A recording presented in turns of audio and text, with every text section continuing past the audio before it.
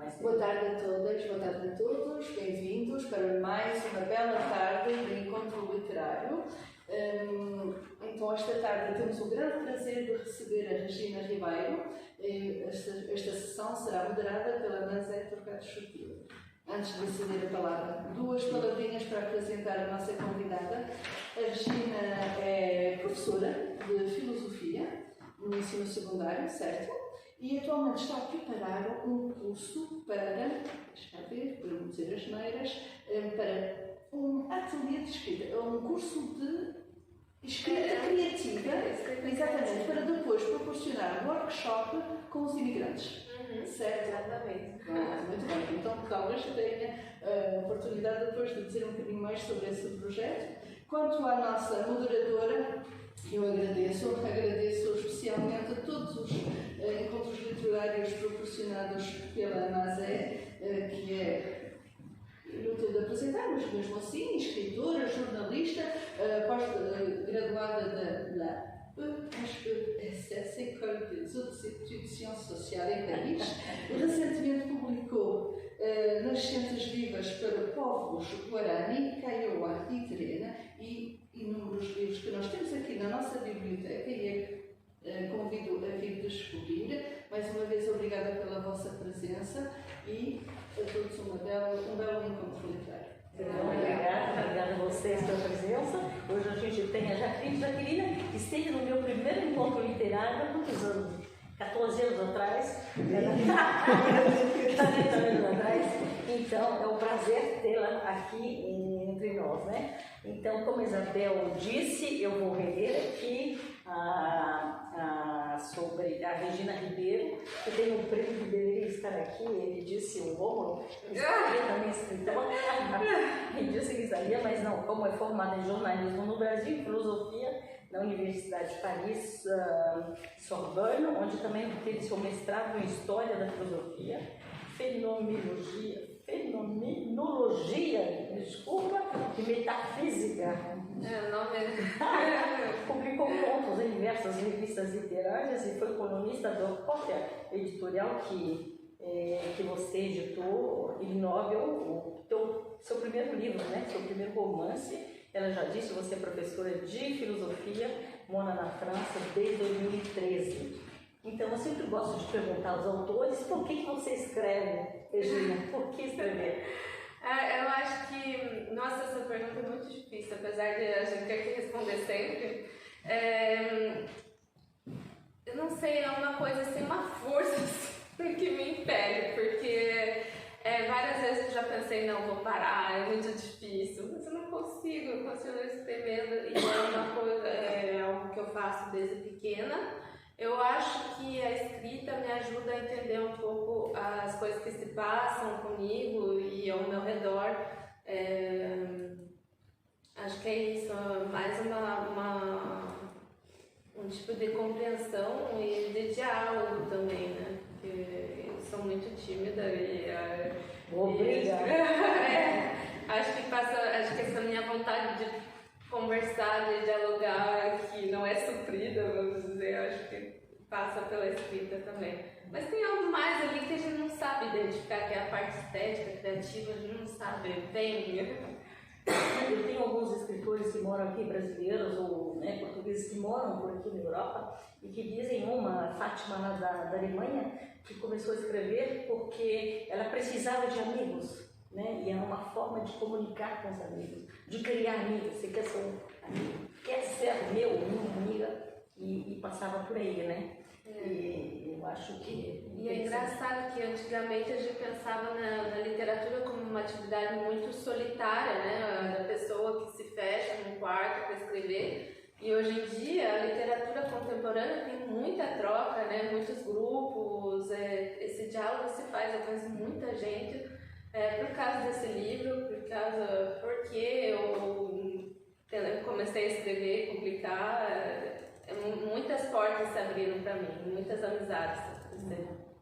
Eu estava ouvindo agora, vindo para cá, uma série de entrevistas do Collège de France sobre Valéry, eu esqueci o nome do professor, mas que Valéry, né, ele escrevia todo dia, tinha um caderninho e ia escrevendo. E você, como é que você escreve? É todo dia? Tem um lugar, uma hora? Como é que é para você? Quando eu estou escrevendo um livro, quando eu estou com um projeto, assim, um romance, alguma coisa, eu tento escrever assim, com mais método, assim, todo dia. Mas se não, assim, é muito difícil, porque a vida meio que atropela e eu vou escrevendo entre pausas. Mas é verdade que eu estou sempre ali com o telefone. Às vezes, assim, parece ter meio mal educado as pessoas, mas ela está enviando mensagem, na verdade, estou fazendo nossa. Inspiração, tem que anotar alguma coisa. Uma ideia que veio, eu estou ali escrevendo. Antes eu mandava e-mail para mim mesma, agora tem um grupo no WhatsApp. E aí depois é muito trabalhoso, porque eu tenho que reunir todos esses pensamentos, todos esses pequenos fragmentos, e aí eu passo para um arquivo, e daí em seguida, se é para um livro, se é alguma coisa assim, eu reescrevo, não deixo como tá. Eu não sei se é Valéry que escrevia à mão, não, acho que era outro autor que escrevia à mão, porque poderia. Porque quando a gente, quem foi jornalista nos anos 80, era escrever, você tinha que escrever duplo espaço, né? E você escrevia, quando fazia um erro, você borrava e escrevia em cima, é uma loucura, né? Então esse escritor, não lembro mais, não era Valéry, não, ele escrevia à mão, porque ele poderia apagar, né? Ele escrevia outras coisas. E depois ele só passava na máquina de escrever quando mandava para o editor, é incrível, né? E agora a gente tem escritores no Brasil que já escreveu com o telefone, porque eu esqueci o nome dele, mas na viagem que ele fazia, da casa dele até o trabalho, ele tinha, digamos, 30 minutos no trem, então ele escrevia um livro assim, todo dia escrevia nesse tempo de ida e volta. Então é bárbaro, né? Essa possibilidade que a gente pode ter. Eu, assim, acho que essa mudança, assim, eu acompanhei, né? Porque quando eu comecei a escrever, era só diário e tal. E hoje em dia, eu peguei o hábito, é difícil, né? Pegar o hábito, mas eu escrevo, eu digito. Uhum. Uma outra questão em relação à autora, quais são os autores que você gosta de ler, que tipo de leitura você gosta e o que te inspira? Uhum. Não tem muita coisa assim que eu posso citar assim. Para esse livro, por exemplo, eu fui muito inspirada por um escritor americano, David Foster Wallace. A partir dele eu conheci um outro que se chama Thomas Pynchon. Tem o Cortázar. No Brasil, hoje em dia, eu gosto muito da Giovanna Madalosso e da Carola Saavedra. E tem vários, Kafka, tem alguma coisa ali, mas tem muita coisa que eu gosto. Faulkner, nossa, Faulkner, eu amo Faulkner. Esses que são, eu fui muito influenciada na adolescência por Camus, Fante, esses mais rebeldes, assim, acho que ainda no Ig Nobel ainda tem muito essa escrita meio rebelde, assim, meio louca, assim, meio... Eu estou buscando no dicionário, significa algo ou alguém desprezível, vil, repugnante ou insignificante. Do latim, ilobilis, e ignóbil é um adjetivo masculino ou feminino. E que você, antes de responder esse ignóbil, né, que está no livro, você escreveu ele, eu acho que você, nos cursos de filosofia, entre esse tempo, porque a filosofia te abriu... Tem muita coisa, assim, inclusive um autor que eu lia muito, assim, e que me inspirou também, é o Levinas, que falava do Iliá, que é alguma coisa assim que é como o ser, assim, sabe, alguma coisa que se abre, assim, sabe, e que é difícil explicar hoje em dia, ainda mais, não tenho mais tanto contato com o Levinas, mas tinha esse livro, O Tempo e o Outro, que me marcou muito, e que ele falava assim, que era quando ele falava, ele descrevia a insônia, e essa coisa que tinha assim por trás, esse vazio e ao mesmo tempo uma presença, e ele chamava de Iliá. E no meu livro, um dos personagens, ele dá o nome de Ignóbil, que é uma presença assim caótica, que está ali pairando, mas não é necessariamente alguma força negativa, é só uma força e ela tem que acontecer. Como uma força da natureza, assim, acho que vem um pouco do physis dos gregos, a natureza assim, dos gregos. Então tem esse mal-estar assim, que paira em um dos personagens que dá esse nome Ignóbil, que tenta expositizar, um pouco dar um nome para que a coisa torne mais, para que ele se torne mais apreensível, vamos dizer, que ele não possa lidar com isso. Então, tem dois personagens, né, principais, tem outros secundários que a gente vai falar também. Eu queria que você pudesse ver, os dois personagens principais é Alex e Catu, né? Catu vai à procura do Alex. Não, é do Lucas. Do Lucas. Uhum. Então, tem toda uma história que vai, mas Catu e Alex, ele roda todo, né? Porque são quadros, eu diria que são quadros do livro, e esses dois personagens, eles estão de uma ponta a outra, né? Se você pudesse ler um trecho e depois você comentaria. Tá, vou pegar aqui.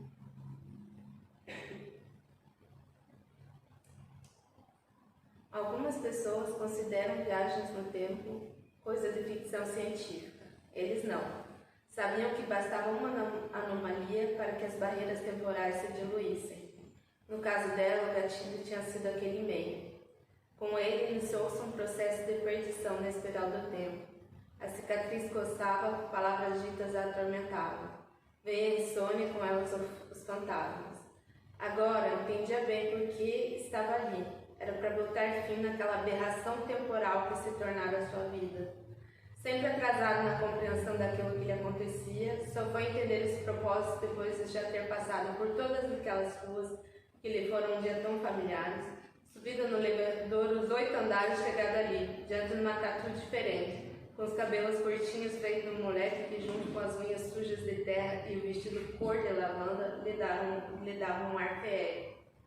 Os olhos de Catu iam iluminando áreas adormecidas do seu cérebro e ressuscitando todas aquelas pessoas e a vida que viveu ao lado delas. Ao centro, a figura em torno da qual todos gravitavam. Era uma supernova, e quem o conheceu sabia que essa descrição não era poesia ruim ou metáfora no lugar comum. Para completar, ao fundo, aquele pôr do sol descendo sobre a Mata Atlântica. O resultado era uma felicidade genuína que costumava atrair pessoas para o seio do grupo, iludidos pela promessa de fazer parte de algo maior, de voltar ao absoluto. Mal sabiam que mesmo Catu, a maior das carolas, nas noites de insônia, quando todas as barreiras e fronteiras diluíam-se no escuro e no silêncio, quando podia enfim sentir o infinito, acendia a luz. Então, eu queria que você falasse de Catu, Alex, e desse, porque é um grupo à margem, né? O que você quis dizer com isso? Como é que você construiu essa história? É um grupo marginal, o e-mail que ela está falando é o que move, assim, que começa a história com o Alex, que é o amigo dela, que envia um e-mail falando de Lucas que desaparece. O Lucas é um fantasma no livro, né? Ele nunca aparece. Eles estão atrás do Lucas. É um grupo de marginais que aí assim começa o livro assim e a gente vai montando a história, né? E a gente descobre que são pessoas assim marginais, e eu fiz justamente um livro de resistência a esse mundo de párias, vagabundos, o pessoal da rua mesmo, o povo da rua, como eles chamam. Porque tinha no Brasil assim eu sentia que tinha uma noção de limpeza social que estava crescendo muito, uma ideia de eugenia que voltava, com todas as coisas, rampas anti-mendigo. Mas que na verdade em São Paulo, pelo menos, não termina, não se trabalha. A ideia é de empurrar para outro lugar, tirando um lugar que o público está ali, não quer os moradores, impor para outro lugar. São Paulo é uma loucura, né? E é exatamente isso que acontece no livro. ser tanta questão e a coisa, quer dizer, fica lá, não tem solução, não tem uma solução, não se trata o trabalho pela base, né? Inclusive daí a gente descobre que várias pessoas que moram na rua estão desaparecendo, né? E aí a gente descobre que justamente é contra essa ideia, assim, que hoje em dia parece que todo mundo, a gente mede o valor de uma pessoa pela utilidade que ela tem na sociedade, por sua eficácia, pela produção. E aí, o que são dessas outras pessoas, né? Essas pessoas que não conseguem se enquadrar. E essas pessoas que não conseguem se enquadrar, muitas com problemas mentais, vão se encontrar num grupo de apoio para a reinserção social. E nesse grupo de apoio aparece essa figura Lucas, que é uma figura meio messiânica, que é como o Brasil produz bastante, né? Os Antônios Conselheiros, João Marias. E eu transferi assim para o centro urbano, para o centro da cidade, a figura do Lucas. Então, todas essas pessoas carentes de amor, de afetos, de reconhecimento, elas vão segui-los, né? Vão segui-lo até o desaparecimento. Então, esse livro é sobre isso, a resistência desse povo. E é um livro que trata vamos dizer, foi um livro que foi escrito antes da pandemia e antes do Brasil, assim, dessa virada para a extrema-direita, e a gente sentia que estava acontecendo alguma coisa e a gente não sabia muito bem o que era. E esses personagens também, alguma coisa está acontecendo com eles, mas eles não conseguem dar conta, eles não sabem o que está acontecendo. Tanto é que toda essa ação, eu estou contando assim, resumindo, mas ela se dá nas beiradas, nas margens, você não percebe, assim, sabe? Não é direto isso que está acontecendo, você mesmo que vai ter que entender isso, porque está nas entrelinhas, porque eles mesmos estão submetidos às forças que eles não compreendem, e vai acontecendo assim, essa história, e eles não estão entendendo, sabe, o que está acontecendo com eles, eles estão só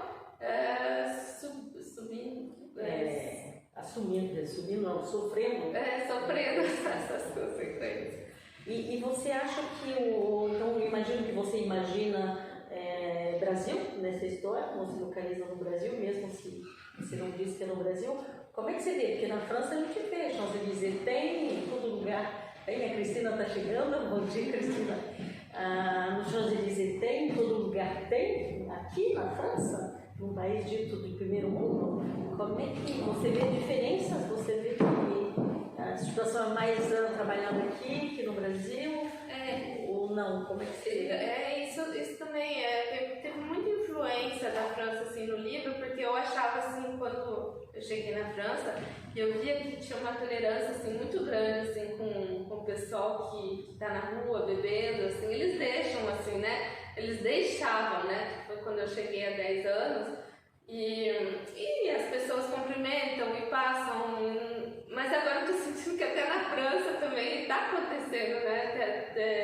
Acho que foi Nancy, né, que tentou proibir pessoas na rua, não sei se foi Nancy. Não sei, visto a rodada para a direita nesse na Europa, tá acontecendo o que aconteceu, a gente faz alguns paralelos, né? E na França eu sempre estou muito surpresa e falava assim, nossa, eles respeitam pelo menos a dignidade deles enquanto humanos, né? Mesmo porque muita gente ali tem problemas que a gente não sabe também, né? Não conhece, não sabe lidar. Eu li muito livro sobre pessoas que moram na rua, inclusive um psicanalista francês que defendia a ideia que era uma patologia à parte, não era esquizofrenia, não era alcoolismo, era algo à parte. Então tinha esse respeito aqui, mas eu acho que mesmo aqui isso daí já está desaparecendo. E eu acho que é aumento, né? Quando eu cheguei aqui há 39 anos atrás, a gente via o que a gente chamava de clochard, né? Que era específico, gente que não queria, mas agora a gente vê gente que está ali nos jardins, nos bosques, nas ruas, debaixo de pontes. É incrível, na beira do Sena, em qualquer lugar você encontra, né? Inclusive, eu pensei muito nos clochard quando eu falei isso, mas realmente isso piorou, foi piorando, o pessoal ficar na rua mesmo, refugiados, gente que é daqui mesmo, mas que caiu na miséria, e depois da pandemia foi uma coisa assim, impressionante. Os personagens secundários na tua história, e tem o Gustavo que eu gosto, que é interessante porque ele é jornalista, e a gente que fez jornalismo no interior do país. Eu trabalhei em Osasco, São Paulo, mas vim de uma cidade no interior de Mato Grosso do Sul, né? Você foi jornalista no interior do Paraná, não é? E o Gustavo fala pra gente como é que esse Gustavo, como é que é na história e o papel dele de jornalista. O Gustavo, ele é o namorado da Catu na nova vida dela, né? Porque ela tá numa vida normal, ela saiu daquela marginalidade. Isso se passa anos depois, ele ela acaba de se mudar com ele. E ela conheceu ele justamente quando ele estava tentando fazer reportagem sobre conflitos de terra, e a comunidade do Lucas participou de um conflito, e aí ela conhece o Gustavo, que é um garoto, um jornalista muito idealista, mas que vai parar no Jornal do Paraná e não pode cobrir as histórias que ele quer, né? Porque não se fala de política, né? Tem um partido ali que o jornal defende, então ele tem que sempre tomar cuidado. E tem que cobrar também, né? Como eu e a Mazeca conversando, foi muito baseado numa amiga minha que depois, ela é poeta, foi finalista do Oceanos, né? O prêmio que o Marcos ganhou também. Ela foi finalista do Oceano com o livro de poesias dela, e ela saiu assim nos maiores veículos de imprensa, mas ela pediu lá pro jornal local publicar alguma coisa sobre o livro dela, e eles queriam cobrar R$200. Tem um capítulo desse livro também, que esse livro, assim, como eu estava falando também para Mazé, ele é caótico. Eu pensei assim, como falar desse caos, dessa coisa que a gente não sabe o que está acontecendo. E eu sei que é ousado para uma escritora iniciante, mas eu pensei assim, não, a forma também vai ser assim. Então eu usei assim, uma liberdade formal, assim, que foi muito ousado, vamos dizer. Tem um capítulo do Gustavo, que na verdade as notas dele. Sabe, como se ele estivesse anotando, assim, e daí no meio das notas dele tem uns pensamentos, assim, sobre o que está acontecendo na história. E tem vários capítulos, assim, tem uma budista, por exemplo, que ela tem um capítulo que ela faz um tetralema budista, que é todo feito como tetralema budista. Tem outro que é um neurótico que tem obsessão pelo número 4, então todos os adjetivos são 4. Ele tem que falar 4 adjetivos para um objeto, ele tem que agir. Tem um que estrala os dedos. Ele mesmo, ele estrala 4 vezes os dedos, e toda ação ele faz em 4, é tudo por grupo de 4. Então tem muita brincadeira assim no livro. Tem depois eu vou falar das emoções, né? Mas essa ideia do jornalista e de coisas também, você fala, tem eu não sei mais qual é o personagem que diz, que pediu 2 doses duplas de uísque e perguntou para o garçom se era original. Quem garante que o dono do bar não substituía o conteúdo de garrafa dos dias 12 anos?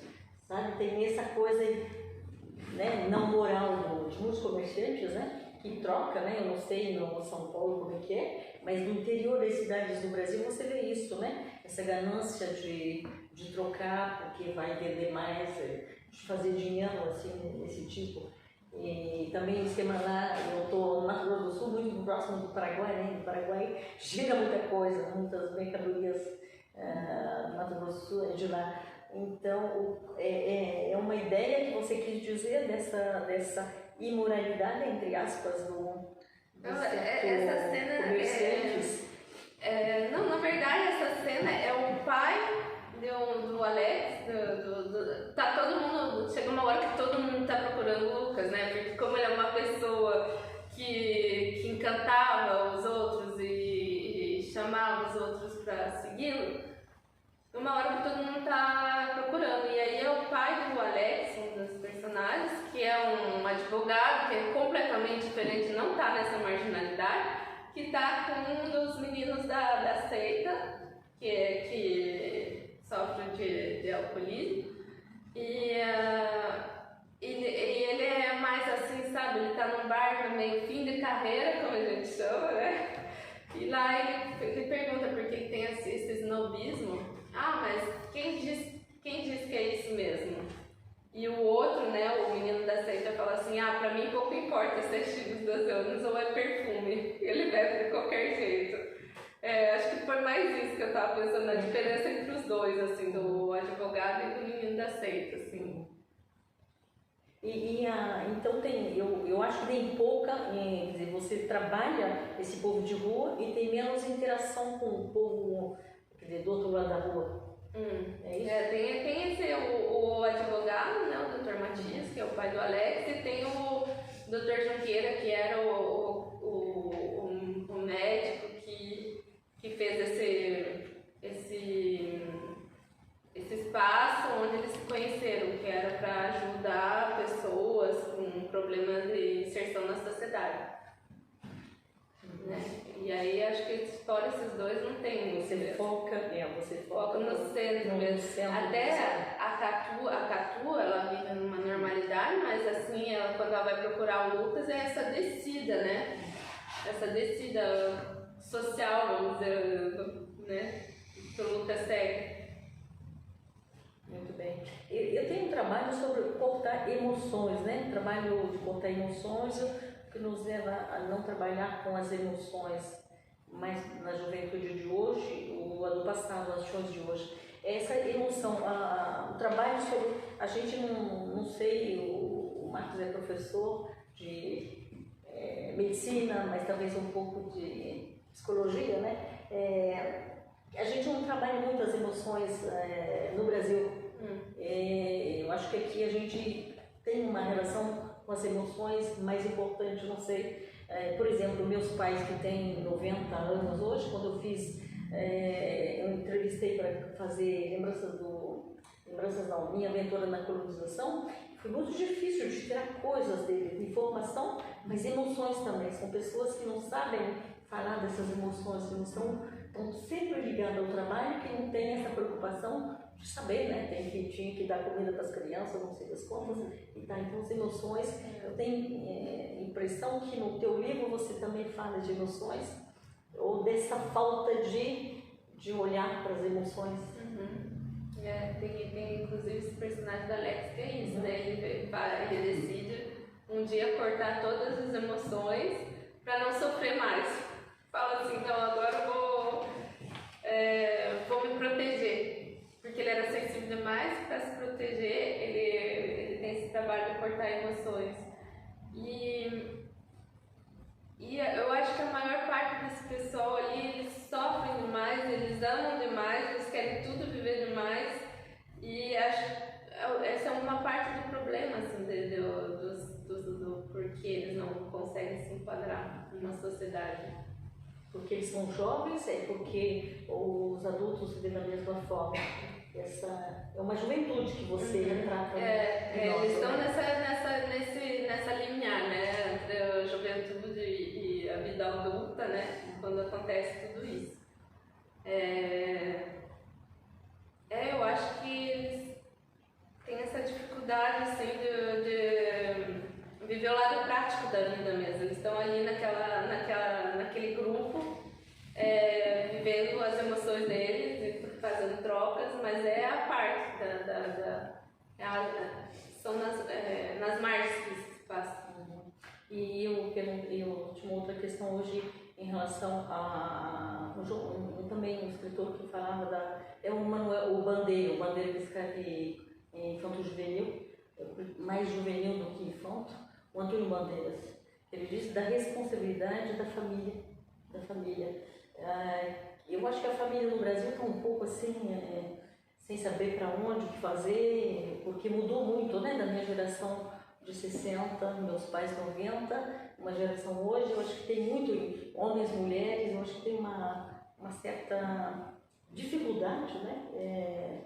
Como é que você vê o papel da família? O Bandeira falava na relação da leitura, né? Por que os brasileiros não leem? Ele falava sobre isso. É uma responsabilidade do Estado, mas ele dizia que era sobretudo da família. A família tem que, se é um prazer ler, né? Quando você tem a criança, você vai colocar no colo, vai ler com a criança, lá não é o caso. Mas essa família em relação a essas coisas, né? Como é que a gente, uma responsabilidade enorme quando a gente é pai, né? Pai e mãe, e como é que eles têm, né? Os utensílios para fazer ou não. Então, como é que você vê essa ligação ou responsabilidade, ou sei lá o quê, entre a família, né, para que esse jovem possa crescer normalmente, não cair na rua? Uhum. É uma coisa que realmente eu não falo muito, eu não abordo muito a família fora o Dr. Matias.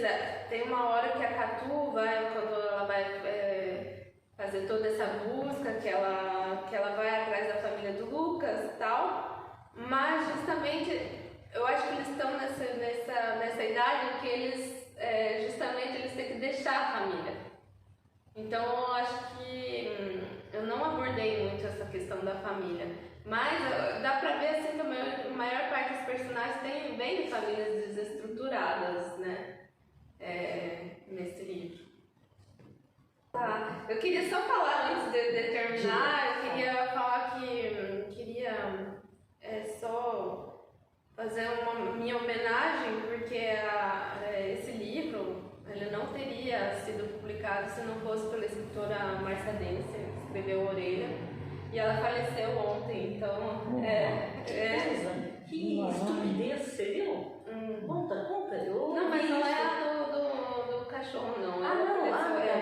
Todo mundo tava todo mundo falando das duas. A Márcia faleceu ontem, mas ela estava doente já há um tempo. Então, só queria dizer isso, que sem ela esse livro não teria acontecido. Ela escreveu a Orelha, tudo, e foi ela que me incentivou, porque realmente eu venho do Brasil profundo, e depois que eu escrevi esse livro, eu escrevi assim, sabe? Eu escrevi esse livro meio sem saber o que fazer.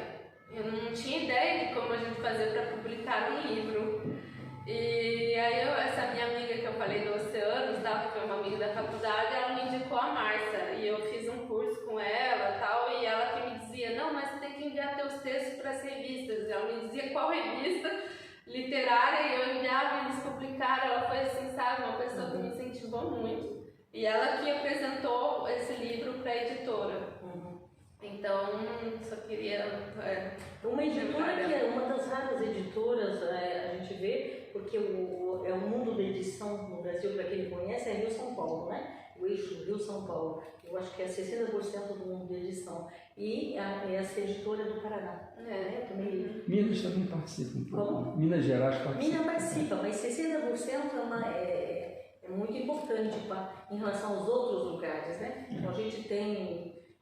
então é interessante ter editoras assim fora desse eixo, né? A editora Potter, de Curitiba. Inclusive a Márcia publicou por ela, e tem vários autores da UEL que publicaram, né? Sim. Porque eles têm uma unidade também em São Paulo. Eu conversei no ano passado, no momento da Feira do Livro, eu encontrei o responsável, eles eram sócios, dois no Paraná, e um veio para Portugal, e o outro ficou lá, mas eles trabalham, né? Porque a ideia é de saber onde encontrar o teu livro. Ele me disse que encontra-se aqui na Europa, através da Cotter, aqui na Europa, em Portugal, é isso? Onde é que se pode? No Brasil se encontra na editora, e aqui na Europa, onde é que você encontra o livro? Mas em Portugal mesmo. Portugal, né? Aqui na... E aí você tem um site da UP, WOK, que você pode pedir livros de Portugal. É um site português que traz para a França um preço muito barato de correio. Se alguém depois quiser saber. Interessante. Eu compro às vezes livro que é editado lá e eles trazem para cá. Beleza. Né? Não sabia dessa. Bom, eu estou tentando entender o gênero da sua. Para mim é um realismo fantástico. Você tem um sujeito, não é, que está no imaginário, não é isso? É o estilo dele. Não, pois é. eu acho que é isso. Logo no início, ela te pergunta por que você escreveu, e aí me lembrou um pouco a Clarice Lispector. Eu até escrevi aqui. A Clarice dizia que ela escrevia porque escrever salva a alma e salva o dia perdido que a gente nunca entende. A gente se pergunta muito, a gente aqui, que é normal a nossos escritores aqui fora, né? É de escrever fora da pátria. Como é que é para você? Mas para mim é uma grande questão. Desculpa, escrever fora tem... Fora da pátria. Ah, da pátria. Aqui, né? Para mim é uma grande questão, tanto é que eu comecei essa minha pós, escrita criativa e a oficina para imigrantes, para entrar em contato com pessoas que vivem nesse estado entre dois, né? Entre dois, porque a gente não se identifica completamente, nem vai se identificar com o país que a gente deixou. Porque a gente tem a impressão, não, é meu país, tudo, mas quando a gente chega, as mentalidades mudaram, a língua mudou, né? Muda todo tempo, às vezes não entende assim, as novas maneiras de falar. Sobretudo as gírias, né? Eu vivo com as gírias da minha época. As pessoas mudam, a gente muda. Então tem essa decalagem, essa diferença entre nós, mas ao mesmo tempo a gente, por mais integrado que a gente esteja nessa sociedade, na francesa, não foi aqui que a gente cresceu, nasceu, pelo menos eu, assim. Meu imaginário foi construído de uma maneira diferente, minha maneira de ser é diferente. Então, tipo, fica essa coisa assim, meio a parte das raízes, assim, e é muito difícil, porque daí, para publicar um livro, por exemplo, eu sinto que o Ig Nobel, por exemplo, não fala muito ao Brasil, assim, sabe? Tem muito impregnado de França. Tanto é que a Marta Denzer fala, ela compara o jogo da amarelinha do Cortázar, que fala muito dos clochards, né? Que se passa entre os clochards. Então, tipo, tem muita coisa de França aqui, sabe? E, ao mesmo tempo, eu escrevo em português. Então, fica sempre essa coisa, assim, essa decalagem. Qual que é o meu público? Eu nem sei mais.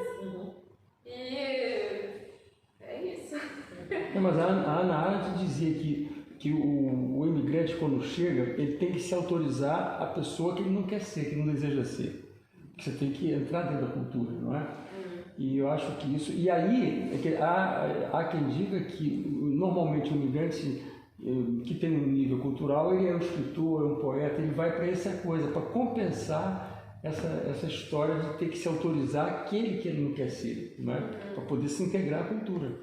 Justamente no meu memoir, agora, eu não avancei muito, mas assim, o negócio é estudar justamente esses escritores que decidiram escrever a partir da língua e do país da adoção.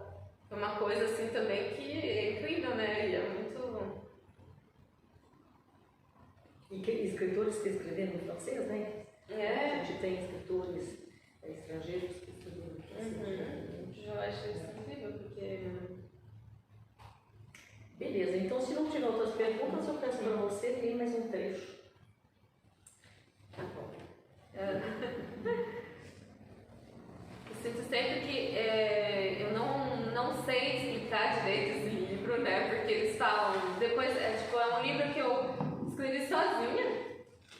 Depois eu fiz, assim, oficinas, na época da pandemia, eles sempre dizem, um romance tem que saber descrever, fazer uma sinopse de 3 linhas. Senão ele não fala assim, nossa, se eu for fazer desse, é um livro confuso, caótico, mas essa história é assim, o livro é assim. Ele quis ser assim, né? E assim, eu vou ler um trecho que é quando a Cátia foi buscar o Lucas num hospital psiquiátrico, porque justamente a grande... no livro tem essa oposição entre a asepsia dos hospitais e o povo da rua, com todo humanidade, vamos dizer. Enquanto avançavam, ela percebeu falhas na brancura do hospital, graças aos deuses. Estava rezando até então por, sei lá, uma barata, uma lagartixa, qualquer coisa que quebrasse a asepsia do lugar.